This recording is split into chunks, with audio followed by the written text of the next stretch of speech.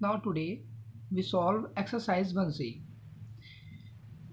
In question first, without actual division, show that each of the following rational number is a terminating decimal. कह रहा है कि बिना किसी डिवीज़न के बिना किसी एक्चुअल डिवीज़न किए ये बताइए कौन कौन से नंबर हैं जो वो टर्मिनेटिंग डेसिमल है, और कह रहा है express each in decimal form.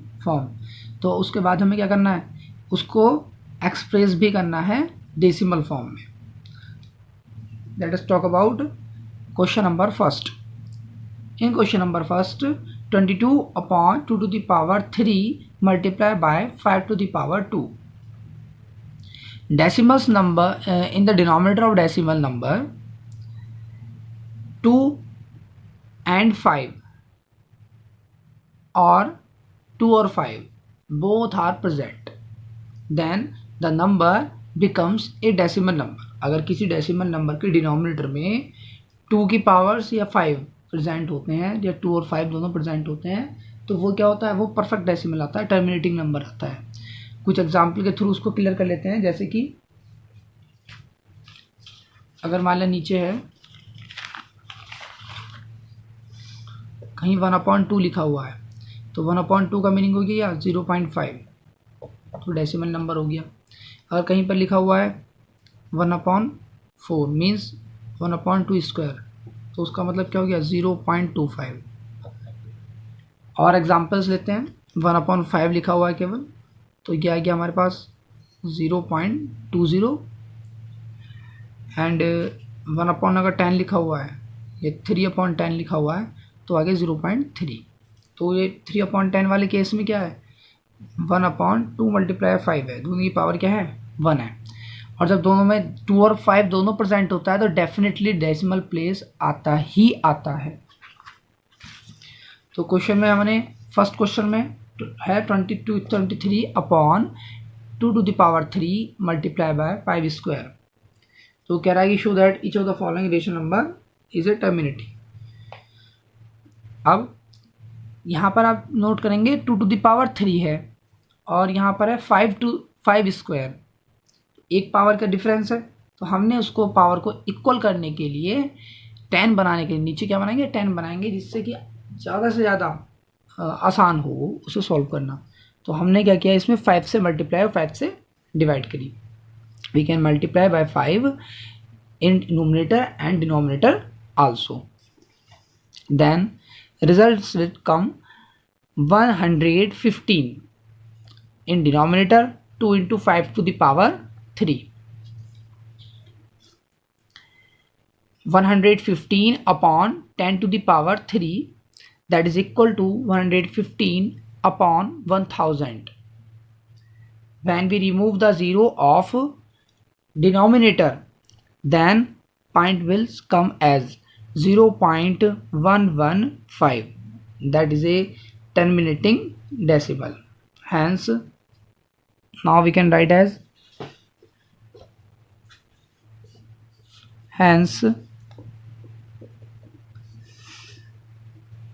given number is a terminating decimal.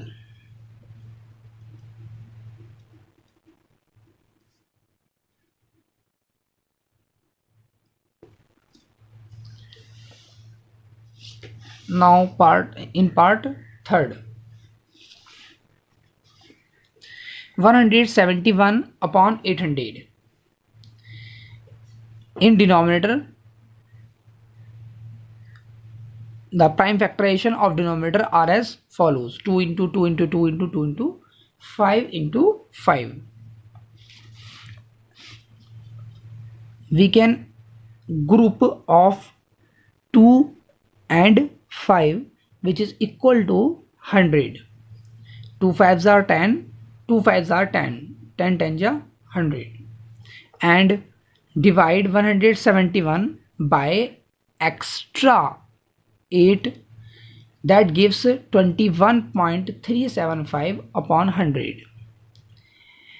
हम डिनोमिनेटर में 100 को इसलिए प्रिपेयर करते हैं, बनाते हैं कि जिससे कि उसको ऊपर वाले डिजिट को हम मुंह जबानी कट कर सकें, मतलब डायरेक्ट कट करने पे। इस क्वेश्चन में कह रहा है कि विदाउट एक्चुअल डिवीजन, तो एक्चुअल डिवीजन से अगर हम 800 से इसको कट करते तो वो काफ़ी टिपिकल था, कोई एकदम से नहीं हो पाता, काफ़ी टाइम उसमें स्पेंड होता।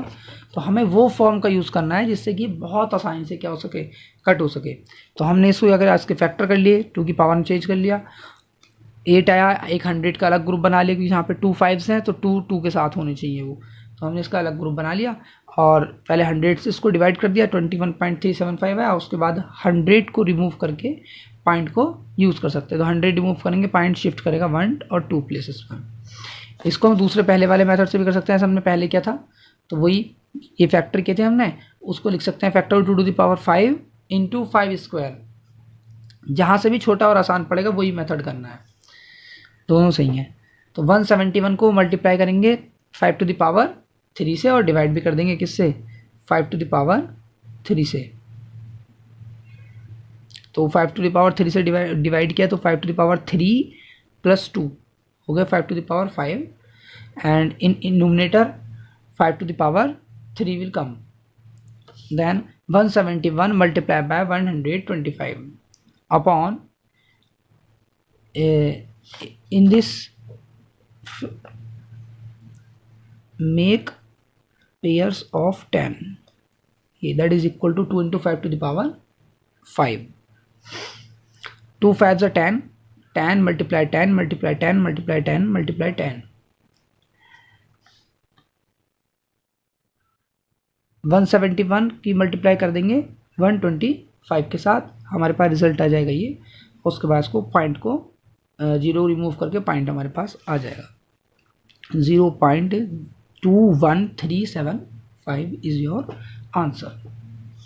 नेक्स्ट क्वेश्चन सेम है बिल्कुल इसकी तरह है, फर्स्ट और थर्ड करा दिया है, नेक्स्ट आपको सेकंड, फोर्थ, फिफ्थ और सिक्स्थ करना है खुद।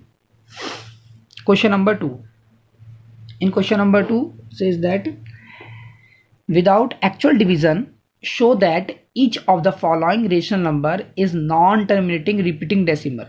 इसमें हमें नॉन टर्मिनेटिंग रिपीटिंग डेसिमल हमें बताना है। तो फर्स्ट वाले रूल में क्या था कि डिनोमिनेटर में या तो 2 आए, अकेला 2, या अकेला क्या है 5 आए, या दोनों आए, कुछ और नहीं आना चाहिए। अगर कुछ और आता है तो वो क्या है, वो टर्मिनेटिंग नहीं होगा।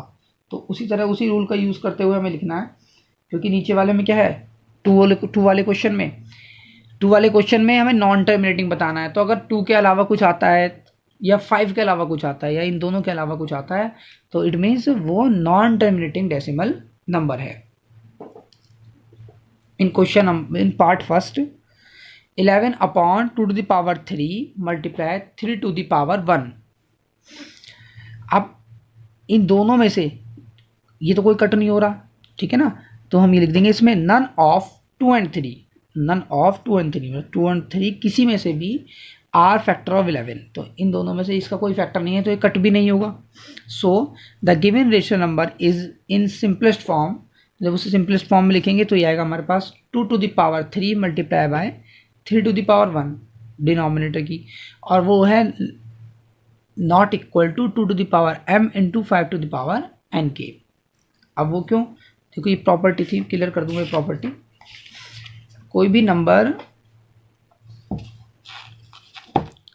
भी नंबर क्या है, अगर 2 की पावर में उसके 2 to the power m into 5 to the power n for some negative integer then p upon q is terminating decimal. तो टर्मिनेटिंग डेसिमल के लिए एसेंशियल कंडीशन है कि जो उसकी q है, q की वैल्यू है वो 2 टू द पावर में होनी चाहिए, या तो 2 के मल्टीपल्स हो या फिर क्या हो 5 हो, मतलब जो उसके प्राइम फैक्टर्स हो केवल 2 और 5 में ही अवेलेबल होनी चाहिए। अगर ये 2 और 5 में अवेलेबल नहीं है तो क्या आएगा, नॉन टर्मिनेटिंग रिपीटिंग डेसिमल आएगा, जैसे कि हमारा क्वेश्चन नंबर 2 में शो कर रहा है। तो अब ये नॉट इक्वल टू क्या है, 2 और 5 के मल्टीपल के, तो हम इसे लिख सकते हैं hence 11 upon 2 to the power 3 multiply by 3 to the power 1 is a non terminating repeating decimal. Similarly in part 8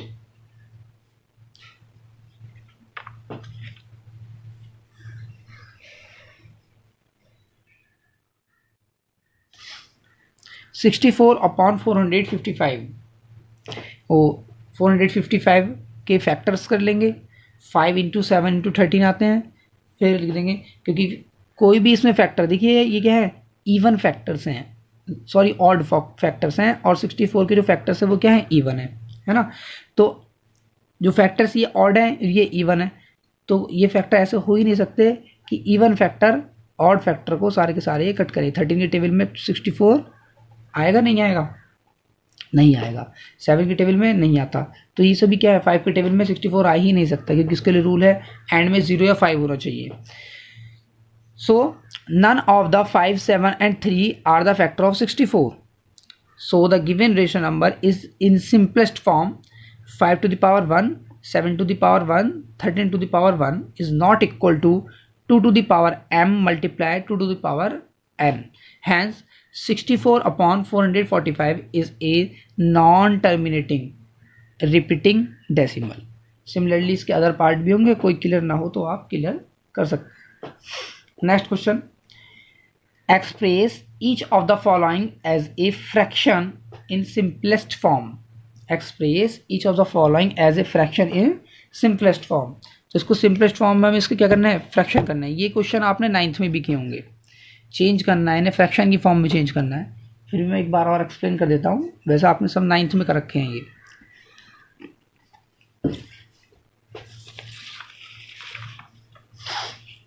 तो इसमें अगर हम देखें कैटेगरी वाइज तो 2 या 3 कैटेगरी के क्वेश्चंस होते हैं। इन फर्स्ट कैटेगरी यहाँ पर डेसिमल के बाद जितने भी प्लेस होंगे सबके ऊपर बार होगा, ये एक प्लेस है उसके ऊपर बार होगा।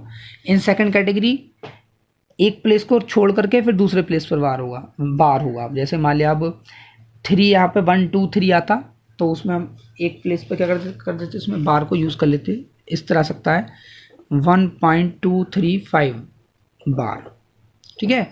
तो इस टाइप का क्वेश्चन हो सकता है। तो ये 2 या 3 टाइप के क्वेश्चन है। या तो हमारा क्या आएगा, टोटल पे बार आ जाएगा कि 1.235 बार, ठीक है। तो इसमें सभी रिपीट हो रहा है 235 235 235। इसमें ओनली 5 रिपीटेड है, 5 5 5, ओके। तो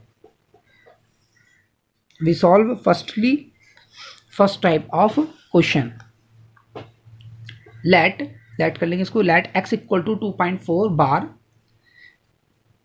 it is expressed as follow, x equal to 2.444 dash dash multiply by 10. Why you multiply by 10? Because you remove the point from where to there by 10 on both sides, then equation 1 will comes 10x equal to 224.444। अब यहाँ पर infinite तक था, आपने एक 4 को इधर shift कर लिया, इस पर कोई इफेक्ट नहीं पड़ेगा, क्योंकि इनफाइनाइट में से अगर हम एक ऐसा मान के चलिए कि जैसे एक ओशन में से अगर हम एक बाल्टी पानी निकालें तो उस पर कोई इफेक्ट नहीं पड़ता, इसी तरह इस पर भी कोई इफेक्ट नहीं पड़ेगा कि ये इनफाइनाइट तक 4 थे इसमें और हमने एक 4 ले लिया, तो ये भी लगभग पीछे वाला लगभग सेम ही है, लगभग क्या है ही सेम। वो इक्वेशन 2 में से क्या कर देंगे, इक्वेशन 1 को सब्ट्रैक्ट कर देंगे। 10x minus x that is equal to 24.444 minus 2.444। तो 2.444 को क्या करेंगे, इसको माइनस करने के लिए पॉइंट के नीचे पॉइंट जरूर लिखते हैं। तो लास्ट की टर्म्स तो सेम है 4 वाली, तो 4 में से 4 सब्ट्रैक्ट करेंगे तो 0 आ जाएगा, और 24 में से क्या करेंगे हम 2 को सब्ट्रैक्ट करेंगे तो आ जाएगा 22। Then x equal to 22 upon 9, that is our answer. Let us talk about part 5, which is second type of question. In part 5, similarly, x equal to, let x equal to 2.24 bar, x equal to 2.2444 dot dot express as, then we multiply by 10 on both side. Here x becomes 10x and 2.244 becomes 22.444 dot dot dot, ये equation number 2 जाती है। फिर multiply by 10 on both side, again multiply by 10 on both side in equation 1, sorry 2, multiply by 10 on both side in equation 1। Then equation 2 becomes 100x 22 ये point इधर shift होगा 1 place, तो क्या रहेगा 204। पॉइंट को जब तक शिफ्ट करेंगे, जब तक हम 10 से मल्टीप्लाई करते रहेंगे, जब तक ये जो लास्ट की टर्म्स है यहाँ पर देखो 444% है और पॉइंट के बाद यहाँ पर भी 444% ना हो, तो ये जब तक ये 44 रिमूव नहीं होगा तब तक जो है ये इक्वेशन सॉल्व नहीं हो सकती।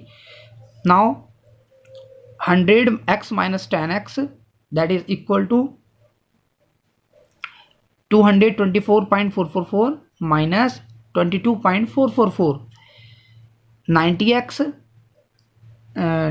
224 में से 22 को सब्ट्रैक्ट करेंगे आएगा 202, then x equal to 202 upon 90, 202 upon 90, 2 से कट करेंगे 101 45,